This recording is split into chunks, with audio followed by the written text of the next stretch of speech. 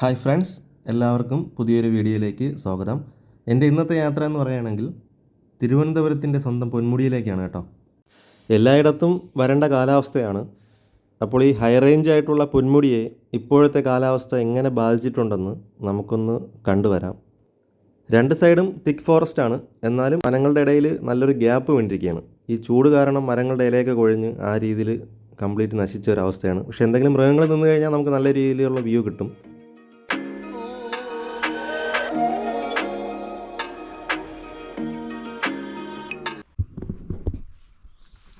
Friends, അതിമനോഹരമായൊരു view. പനയാണെന്ന് തോന്നുന്നു, എണ്ണപ്പന. ഇത് hair പിന്ന്, 5ാമത്തെ hair പിന്നാണ് കേട്ടോ. ഏകദേശം 12 മണിയായി. ഇന്ന് പൊതുവെ തിരക്ക് കുറവാണ്. സെറ്റ് മരം അല്ലേ. അനിമൽ ക്രോസിംഗ് ഏരിയയാണ്.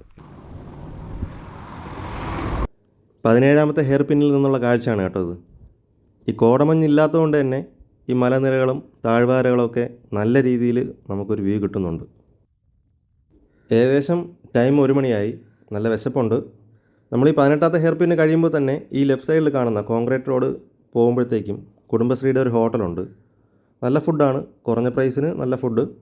പിന്നെ ഇവിടുത്തെ ഒരു പ്രത്യേകത എന്ന് പറയുകയാണെങ്കിൽ നമുക്ക് ഗ്രൂപ്പായിട്ട് ഇവിടെ പൊന്മുടി കാണാൻ വരുന്നവർക്ക് 25-50 പേർക്ക് നമുക്ക് ഫുഡ് നേരത്തെ ഓർഡർ ചെയ്യണമെങ്കിൽ ഇവർ അറേഞ്ച് ചെയ്ത് തരും. അപ്പോൾ അതിനുള്ള ഫെസിലിറ്റിയൊക്കെ ഇവിടെ ഉണ്ട്.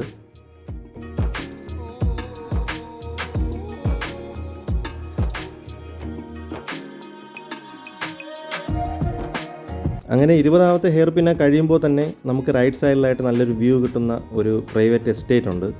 അവിടെ നിന്നുള്ള കാഴ്ചയാണ് നിങ്ങൾ ഈ കാണുന്നത്. അതിമനോഹരമായ കംപ്ലീറ്റ് വ്യൂ നമുക്ക് അവിടെ നിന്ന് കഴിഞ്ഞാൽ നമുക്ക് കിട്ടും. നല്ല ഫോട്ടോഷൂട്ടിനൊക്കെ പറ്റിയ സ്ഥലമാണ്. പക്ഷേ ഒരു പ്രശ്നമെന്ന് പറയുകയാണെങ്കിൽ സഞ്ചാരികളെ ഇങ്ങോട്ടേക്ക് കടത്തിവിടില്ല. അങ്ങനെ പൊന്മുടി ടോപ്പിലെത്തി. ഇവിടെ ഒരു ആനവണ്ടി കിടപ്പുണ്ട്. പെട്ടെന്ന് നമ്മളൊരു കാഴ്ച കണ്ടത് ആനവണ്ടിയുടെ ബാക്ക് ടയർ, പൊളിഞ്ഞ ഒരു ടയറാണ് യൂസ് ചെയ്തിരിക്കുന്നത്.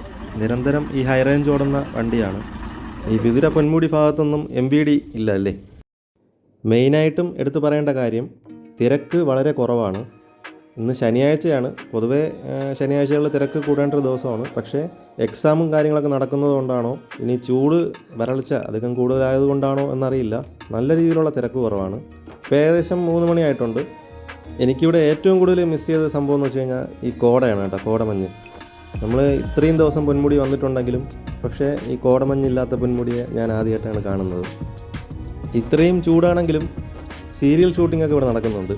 ഗൗരി ശങ്കരം എന്ന സീരിയലിൻ്റെ ഷൂട്ടാണ് ഇവിടെ നടക്കുന്നത്. സീരിയലിലെ ഗൗരി എന്ന കഥാപാത്രമാണ് ദയാൻ നിൽക്കുന്നത്.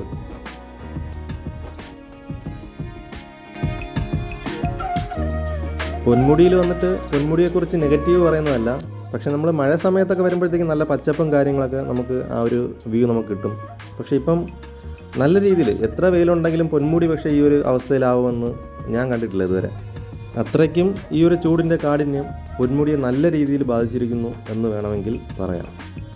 ഇത് കാണുന്നവർക്ക് എന്തായാലും മനസ്സിലാവും, ഈ പുൽമേടായിട്ട് കിടന്ന സ്ഥലങ്ങളെല്ലാം കംപ്ലീറ്റ് ഇപ്പം മൊട്ടക്കുന്നായിട്ടാണ് കിടക്കുന്നത്.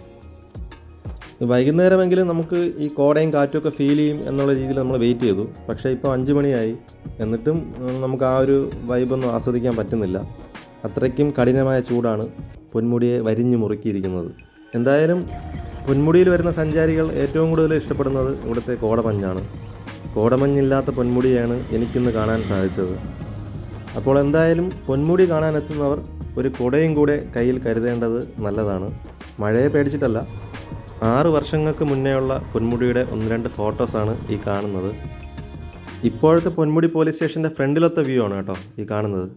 അതിമനോഹരമായ ആ ഒരു കോടമഞ്ഞും പച്ചപ്പും നിറഞ്ഞൊരു പൊന്മുടി. പൊളിയല്ലേ.